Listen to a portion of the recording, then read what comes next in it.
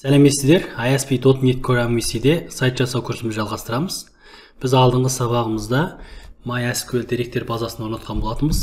Енді бұл сабағымызда база мен сайтымызды байланыстыратын боламыз. Біз алдымен мына нәрсені түсініп алайық. Әдетте біз сайтымыздың системасы болса, мынау сайтымыздың системасы. Біздің осы жасап жатқан проектіміздің өзі бір система, негізінде сайт система. Ал енді мына жақта база MySQL сервер дедік. Бұл бір база. Ал енді қолданушылар болады. Бұл жақта біздің сайтымызға шығатын қолданушылар, оны біз клиент деп аламыз. Енді осы барыста біздің клиенттер осы біздің сайтқа шығады. Яғни сайтқа кіреді, тізімделеді, немесе сайттағы ақпараттарды көреді. Ал енді біздің сайт системасы базамен байланыс жасап, ақпараттарды оқиды, немесе осы араға сақтайды. Енді ортада осы барлығы сайт системасы арқылы жүзеге асады. Тіке клиент біздің базамен байланыс жасай алмайды. Ал енді бұл сайт системасы, сондықтан да әдетте C#, жаңағы Java немесе PHP қатар тілдермен жазылады. Бұда басқалар да бар, мысалы Python деген секілді. Бірақ негізінен осы сайт системасы осындай тілдер арқылы базамен байланысады. Енді база тек қана MySQL емес, SQL сервер, Oracle деген секілді басқа да түрлері бар. Енді MySQL негізінен ақысыз. Сондықтан біз осыны көп қолданамыз. Бұл оның үстінде Windows-қа да, Linux-қа да бірдей қолдануға болады. Ал енді мына жерде неге сервер деп жазып отырмыз дегенде, бұл MySQL сервер деген, бұл сол деректерді сақтауға және оқуға бір қолданылатын бір сервер. Енді біз клиент ретінде қараламыз. Біздің системамыздың өзі бір клиент. Мына жердегі Workbench дегеннің өзі бір клиент. Мынаның өзі бір клиент деген сөз. Енді алдыменен бір деректер базасын құрып алайық. Ол үшін мына Workbench ашамыз, ашқаннан кейін жалғаймыз. Сосын барып бір деректер базасын құралық. Яғни create database сосын жаңағы біз курс DB деген бір database құралық. Яғни деректер базасын құрып, сосын жерден жаңалау деген бассақ, міне, дұрыс көрініп тұр. Енді бұл бір курс database-ін құрдық. Егер сіздің қолданып отырғаныңыз MySQL 8-ден төмен нұсқасы, яғни 5-те 7-ші нұсқасы болса, онда мұнарадан ең бірінші, мына жерде мына ключ белгісін басып, осы UTF-8 MB4 дегенге теңшеп қойыңыз. Және мына жағын General CI дегенге теңшеп қойыңыз. Өйткені, мен айтып өткен, біздің қолданып отырған кіріл жазу болсын, және де төте жазу болсын, қазір қабылданып жатқан латын әріптер болсын, барлығы Unicode өлшеміне сәйкес. Ал енді егер UTF-8 таңдамасаңыз, олар дұрыс сақталмайды, қатег шығатын болады. Сондықтан бірінші кезекте осыны теңшеп алыңыз. Сосын барып, бұл жерде apply десеңіз, осының қалай сақталатын кодқа айналдырып береді. Немесе осы бұйрықты жазсаңыз да болады. Alter Sigma курс DB осылай жазсаңыз болғаны. Содан кейін apply finish осылай теңшеп аласыз. Бұл бірінші басқыш. Одан кейін осыған ауысасыз. Use курс DB. Содан кейін ауысасыз. Немесе мына жерден set as default Sigma деп таңдасаңыз да болады. Енді біздің қазіргі жаңадан үйреніп жатқандар үшін болған үшін біз осы кестеге құрғанда тіке мына жерден create table деп құра салалық. Сіздерде осылай қолдана беріңіздер, өйткені жаңа үйреніп жатқандар үшін тіке код жазу күрделі болуы мүмкін, немесе кейбір нәрселер түсінбеуі мүмкін. Сондықтан біз бірінші мына жерден кесте құру деген арқылы кесте құрайық. Create table. Сосын біз қандай кесте құрамыз дегенде, біз осы қолданушылардың информациясын сақтайтын бір кесте құралық. Яғни осы клиенттердің, юзерлардың информациясын. Енді мен әдетте осыны person деп ала салам. көбі user деп алып жатады мындай user деп. Ал енді өзіміз жазып көрсек, user деген MySQL-де ол бір кілт сөз. Сондықтан user деп кестенің атын алған дұрыс емес. Ал енді person деп жазып көрейік. Бұл да ондай емес. Ал егер user деп алу керек болса, алдына бір әріп қосыңыз. Мысалы, мына жерде курс DB десе k деп қосып, key user деген сияқты ала берсеңіз болған. Ал мен үшін айтқан кезде ол қолданушылар бәрібір түбін қолап келгенде ол бір адам, сондықтан мен person деп ала берем. Ал енді қалған қарасаңыз Excel-ге ұқсас, мына жерде деректер қоса бересіз. Міне өте оңай. Бірінші колон name ID, сосын оның дерек түрі data type int, сосын бұл primary key, яғни кілт. Бірінші осыдағы кілт сөзіне кілттің белгісі тұр, міне қоссаңыз осы кілт. Бұл яғни әрқайсы тейблда бір ID колон болу керек. Яғни бұндағы мақсат әрқайсы деректе, яғни бұл бейне біздің жаңа жеке сәйкестендіру нөміріміз секілді, бұл қайталанбайтын бір жаңағы нөмір болу керек. Жалпы біздің қайталанбайтын деректің бір key болу керек деген сөз. Сондықтан біз әдетте кесте орғанда бірінші колонды осы ID, int, сосын мына жерден not null, одан кейін мына жерде мынау auto increment, яғни осы ID-дің жаңағы мәні өзі автоматты беріледі. Яғни бірінші деректі қосқанда 1, екінші деректі қосқанда 2 деп өзі автоматты белгіленеді. Сондықтан осыған дұрыс белгі қоямыз. Сіз қандай кесте құрсаңыз да, осы ID, int, сосын мына төртеуіне дұрыс белгі қоя жүріңіз. Сонда қателеспейтін боласыз. Одан кейін екіншісі бұл оңай, real name, яғни шын атын сақтаулап, клиенттің аты көп болса 32 орын болар.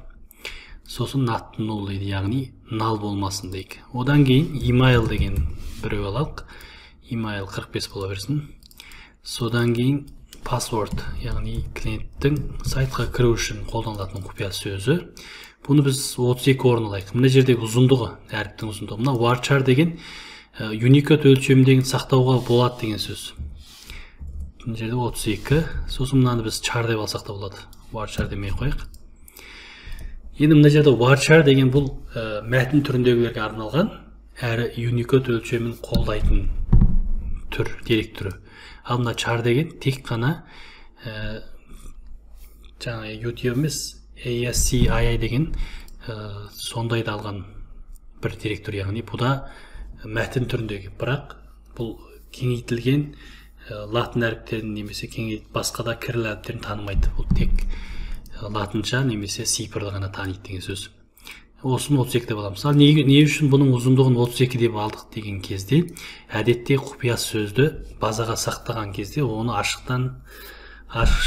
сақтамаймыз. Яғни көзге көрінбеу керек, оны MD5 деген секілді немесе басқа да шифрлау тәсілдерін қолданып шифрлап сақтаймыз.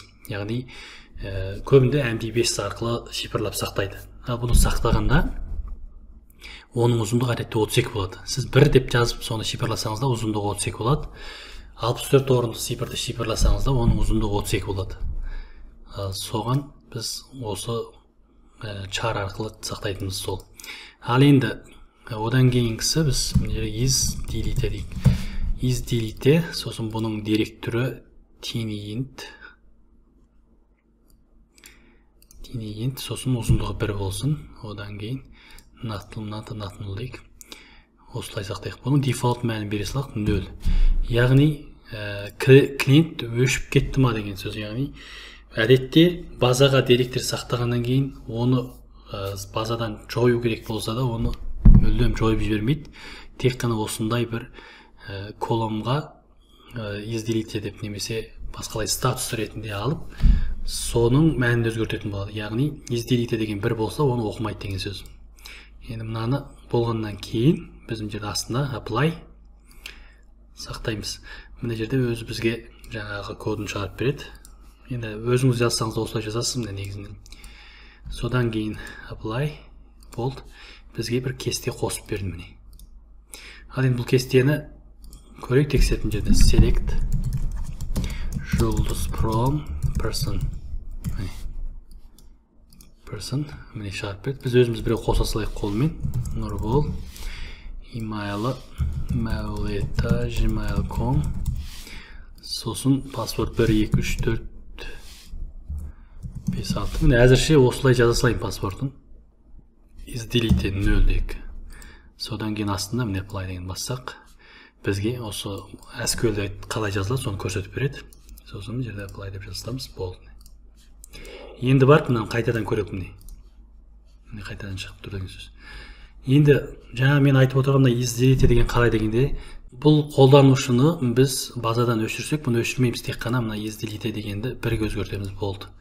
Ал енді мына осы кестені тексеретін SQL-ге біз мынадай шарт қосып тексеретін боламыз.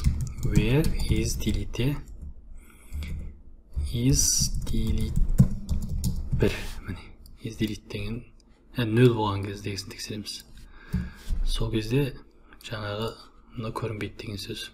Мұнан сақтамадық, жаңа біз бірге өзгерткеннен кейін біз мына жерден мынаны сақтап алуымыз керек, міне. Енді барып біз мынадан қарасақ, шықпайды деген сөз. Негізі бар. Мына бірге теңшесеңіз бар. Өшірілген қолданушылар деген сөз. Енді біз қазірше 0 бола берсін. Содан кейін осылай ала тұралық. Мына 0. Енді осылай болғаннан кейін біз енді базамен жалғастыруымыз керек. Осы деректерді осында сақтауымыз керек, немесе осы деректерді оқуымыз керек. Онда қалай істейміз дегенде, MySQL-ді жаңағы C# тіліне қосу үшін біз мына жерде project деген таңдаймыз. Таңдағаннан кейін оң жағын бассақ, мына жерде manage NuGet package деген бар. Яғни бізге MySQL жасаған компания арнайы бізге дайындап қойған дайын library бар. Осы MySQL-ге жалғанатын library бар. Оның аты MySQL Data. Осылай іздесеңіз болған. Содан кейін әрқандай осындай library-ді қолданудан бұрын мына жеріне қарап көріңіз, сіздің қолданып отырған .NET-ке қолдануға келе ме? Яғни мына жерде .NET 6 деп тұр, біздікі бар деген сөз міне. .NET 6 деп тұр. Ал енді бұл жоқ болса, сіз мынаған да қарап көріңіз. Егер .NET стандарт 2-ден 0 болса, бұл біздің қолданып отырған .NET Core 2-ден 1-ден жоғары нұсқасының барлығы .NET стандарт өлшеміне сәйкес. .NET стандарт 2-ден 0 өлшеміне сәйкес. Сондықтан осы өлшемге келетін болса да, мына өлшемге келетін болса да бола береді. Біз әзір .NET 6-ны қолданып отырмыз. Бізге осыны қолдануға болады деген сөз. Егер бұлай іздегенде шықпаса, сіз мына жерден қарап көріңіз. Мына жерде жоғары жағында package resource деген бар. Осы жерде міне all деп тұр. NuGet org және де Microsoft-тікі бар. Сіз барлығы деген таңдап қойып іздесеңіз тауып аласыз деген сөз. Содан кейін осыны орнатамыз, міне. Орнаттық. Не болды?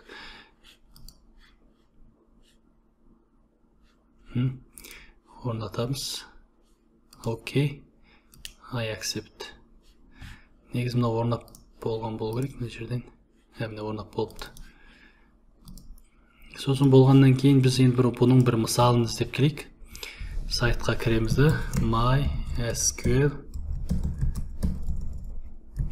Data сосын C# example деп мысалы. Осылай іздейсіз, осы сайттың өзінде бар. Дайын MySQL міне. Осыны көшіріп апара салайық. Көшіреміз, сосын мына жерге алып келеміз, жапсырамыз. Міне. Болды деген сөз. Енді бірінші мыналардан үстін таңдап, бұлардың жаңағы аттар кеңістігін қосуымыз керек. Одан кейін мына жерде мынаны толтырып шығуымыз керек. Мына жерде базаға жалғану үшін керекті ақпараттар. Енді бұны біз қайдан көрдік деген кезде біз мына жерде де көргенбіз. Мен мынаны жауып қайтадан ашайын. Мына жерде қосу деп таңдасаңыз қараңыз. Міне. Бірінші host name деген осы сервер name біреу негізі. Мына жерде сервер, local host, осы компьютерда орналасқан біздің системамыз. Немесе мына жерге 12.127.0.0.1 десеңіз де бола береді. Ал енді екінші user деген қазір бізде тек қана біреу бар, ол root, ол дұрыс. Мынада да ұқсас, міне қараңыз, root деп бар, міне. Сосын мынада құпия сөз жазу үшін мынаны басасыз, сосын мына жерге жазасыз. Сосын міне default схема деген. Схема деп алатын MySQL 8-ден бастап database схема деп алған. Ал мына жерде database деп алып тұр. Ал енді бұл database-тің аты курс DB деген сөз. Ал порт деген осы MySQL-ге жалғанатын порты. Бұл енді default осы 3306 деген сөз. Міне мынада да өзі жазылып тұр, қарасаңыз. Жалпы міне мынада да бар деген сөз. Ал құпия сөз біз алдында осы MySQL орнатқан кезде белгілегенбіз 1 2 3 4 5 6 деп. Енді бір қоса кететін жайт, бұл артықтық етпейді. Charset деген қосыңыз. Сіз YouTube арқылы қолданылатын сайт жасағаннан кейін сөзсіз осыны қоса жүріңіз. Айтпесе кейде қателік шығуы мүмкін. Сосын оны таба алмай отырасыз. Сондықтан осыны бір көріп алсаңыз болды, осы бойынша жазсаңыз болған. Одан кейін мынау MySQL-ге бір MySQL connection деген объект құрады. Одан кейін мына жерде connect open деп арқылы MySQL-ге жалғанады. Осы кезден бастап жалғанады, яғни міне connecting to MySQL деп қойған. Ал одан кейін барып мына жерде жалғанғаннан кейін қазіргі басқыш мынау. Мен айтайын, мына open деген сөз, міне мынаның үстін басып жалғанады деген сөз. Ал енді мына жердегі SQL деген мына SQL біздің мына жазып отырған мынау. Осындай бір бұйрық атқарып, содан шыққан нәтижені біз пайдалануымыз керек. Енді мынандай бір сөйлем болған кезде, яғни бір не болғанда артынан нүкте жазбасаңыз да болады. Бірақ енді көбінде жазып алып жүремін. Сосын осының бәрі болғаннан кейін сіз осы жалғанғанды жабуыңыз керек. Яғни бұл бейне мұнарақ елде есікті ашып кірді, үйдегі алатын нәрсесін алды, сосын жұмысы біткеннен кейін есікті жауып кетті деген сөз. Бір жерге жұмысқа барсаңыз да солай, кірген кезде есікті ашып кіресіз, шыққанда есікті жауып кетесіз. Ал жаппай келсеңіз артыңды жап деп ұрысып кетуі мүмкін. Сол секілді осылай алып жүреміз. Енді біз бір осыны сынап көрейік. Мына жерде бір тексеріп алалық. Сервер, user, database, password. Сосын көрейік. Содан кейін мына жерден бір адым жүрдік. Базаға жалғандық. Сосын жаңағы SQL сөзін жаздық. Енді соны атқарамыз. Міне. Ішіндегі деректер. Бізде бір ғана дерек бар. Сосын базаны жаптық. Кеттік міне. Енді жаңағы дерек қайда деген мына жерде болу керек негізі. Мына консол болып шығарған дерек. Мынаның ішінде ма?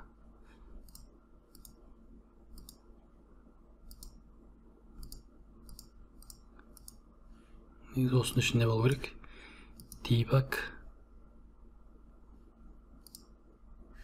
Мен нұр бол деп шығарып тұр екен деректерімізді. Мына жерде бірінші және екінші катекшенің ішіндегіні көрсетіп тұр, яғни мынаны шығарғаннан кейін мынаны бірақ атқарайық міне. Мынаны басамыз. Сосын мынаны басамыз. Міне, бірінші және екінші катекшенің ішіндегі деректі көрсетіп тұр. Мынау 0 деген бірінші катекше, мынау және екінші катекшедегі деректі көрсетіп тұр. Енді біз әдетте бұлай қолданбаймыз. Мынау өте қолайсыз. Қайсы катекше, қайсы деп жүретін заман кеткен. Қазір тағы да басқа дайын жазып қойған көмекші жаңағы көмекші лайбрарилер көп. Енді соның алдында біз бірінші мына бөлік алып алайық. Біз енді әдеттегі жағдайда біз мынаны алайын. Сосын мен мына жерде бір helpers дегеннің ішіне бір жаңадан класс құрайын. Бұндағы себеп біз әр жолы мына жерде базаға жалғану үшін бір рет есікті ашып бір рет жауып жүрсек әурешілік. Соны біз автоматтандырайық жалпы айтқанда. Бұл класстың атын біз db helper деп жазалық. Көмекші класс бұл. Содан кейін осының ішінде бір public static. Сосын біз алдымен жерге void деп жазып тұрайық. Сосын get db connection деп жазалық. Connection. Сосын болды. Содан кейін жаңағы көшіріп әкелген нәрсені осыларға жапсырамыз. Мынаның аттар кеңістігін қосамыз. Қосқаннан кейін бізге мыналардың бәрі артық нәрселер. Мына close, басқа деген бәрі артық нәрсе. Мынаны return берсек болған. Жоқ, мына жерде мынадан болғаннан кейін біз мынаны return беруіміз керек екен. Connect деген. Осылай жазсақ. Енді бұл мына жерде айтып отырған мынау директоры MySQL connection деп тұр. Мынаны жазсақ болады. Мына директоры. Мына жерде return қылдық емес па біз. Сондықтан осы болады. Ал енді catch болған кезде return ал дей салайық. Өйткені қатек шыққан кезде ғана осылай істейміз. Ал енді бұлай жазып алдық. Енді біз жаңағы жерде сәл-пәл өзгертейік. Мына жерде біз мұнан бәрін қайта жазып жүрмейміз. Бірінші using'ді қолданамыз. Біз бұрын C#-тың негіздері деген курсты айтқанбыз. Var connection cnn тең new жоқ db helper сосын get db connection деген. Біз осылай жазып қойсақ, содан кейін барып біз мынаны алайық.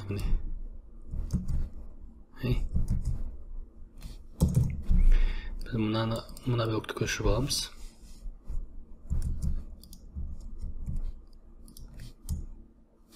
Сосын мынаны жоқ қыламыз. Енді осылай қарапайымдастырып алдық. Бұнда мақсатым айтайын дегенім, бізге бір әр жолы базаға жалғану үшін бір осы MySQL-дің connection-ы қажет. Жалғану керек. Біз осыны осылай реттеп алсақ, және де бұдан кейін ылғи using-ның ішіне алып жүретін болсақ, біз әр жолы мына connection-ды close қойып жүрміздің қажет жоқ. Өзі автоматтық closing қылады. Осылай аламыз, одан кейін мына былай пайдалана берсек болған. Енді менің айтайын дегенім, біз бұлай жазуымыздың қажет жоқ. Мынандай күрделі қылуымыздың қажет жоқ. Бұдан да оңай жолмен жасауға болады. Яғни біз MySQL-де Dapper деген бір көмекшісі бар, және де бұны да ашық таратқан бір ақысыз library Dapper деген 130 миллион адам түсірген.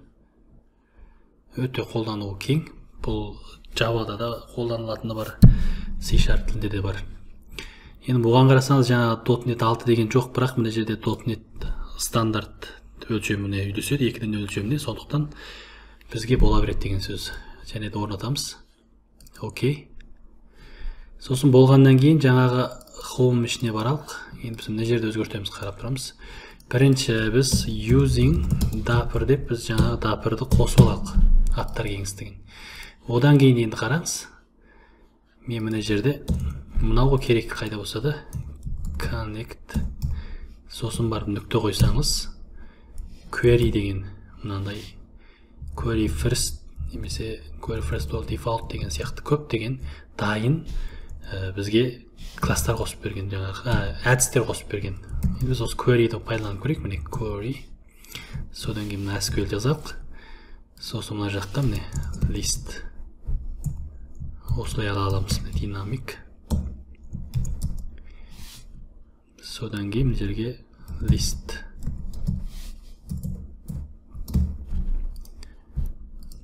query, сосын мына жерге to list дей салайық. Мынаны var дей салайықшы. өйткені директор жоқ. Міне енді жаңағыдан да жеңіл болды. Мынау жаңағымен ұқсас, бәрібір базадағы осыдан шыққан нәтижені бір лист ретінде алып берді деген сөз. Енді бұдан да ары қарай жалғастырады. Енді модульмен байланыстырып көрейік. Енді мына жерде қарайтын болсақ, query деген әдістің ішінде мынандай жазатын болсаңыз, бұған бір темплейт жазу керек. T деген темплейт, T деген T return.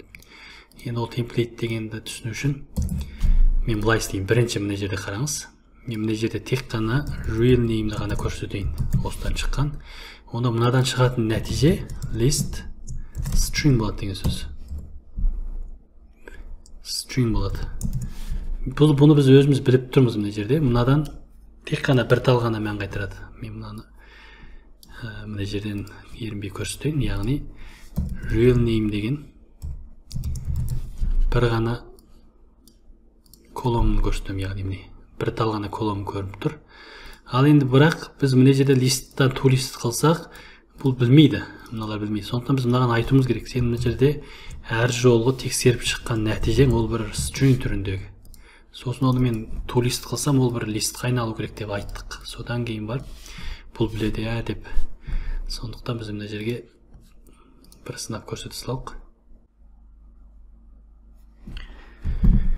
Енді жүрік, бұны жүрдік, енді бар көрек міне, бір тал лист талды, міне Нұрбол деген алып отыр. Ал енді, егер бұл жерге ID жазатын болсақ, мынаған ID-ін көрсету керек болса, онда мынаны INT деп, мына жерде INT деп жазсақ болады.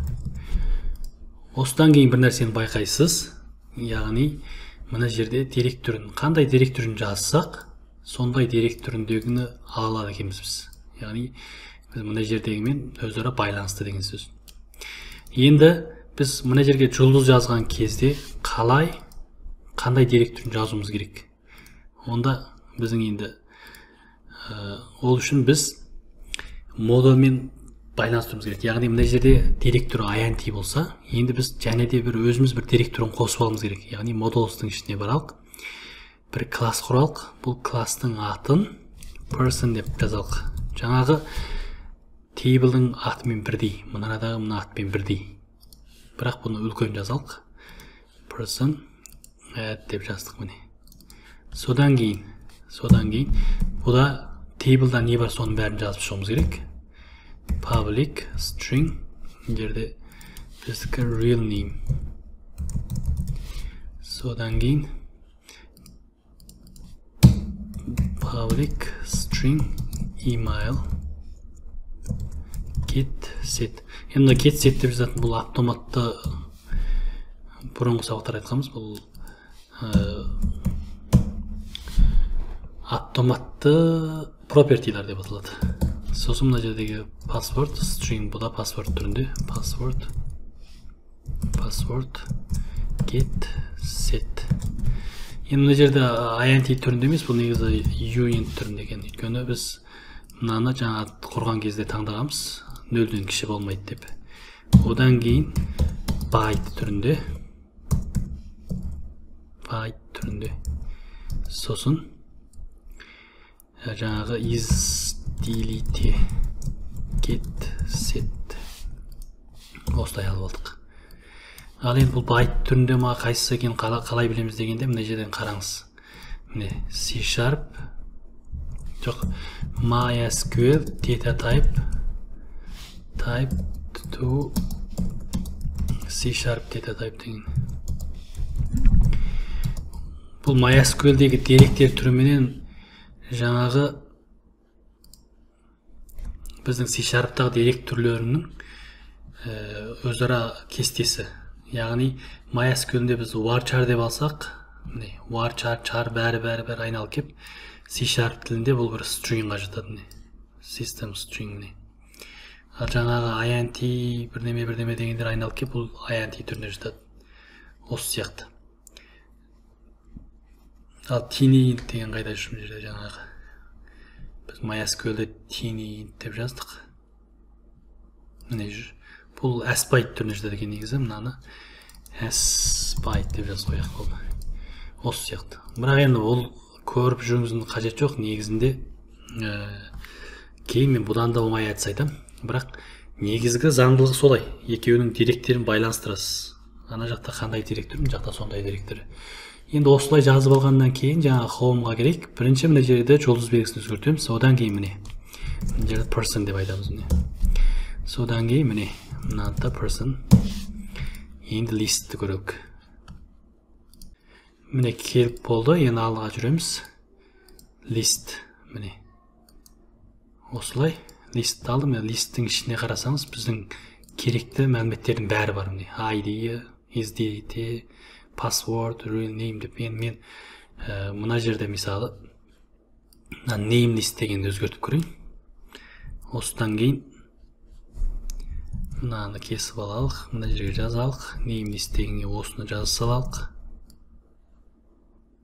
Name list. Содан кейін біз жаңағы homeға баралық. Home индексінің ішіне керек. Сол кезде бір name list деп жазғанбыз. Бұның дерек түрі model. Model деген жоқ, мына айтпақшы.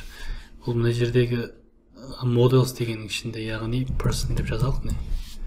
Person дейсақ болған. Сосын барып мыналардың бәрі ұқсас.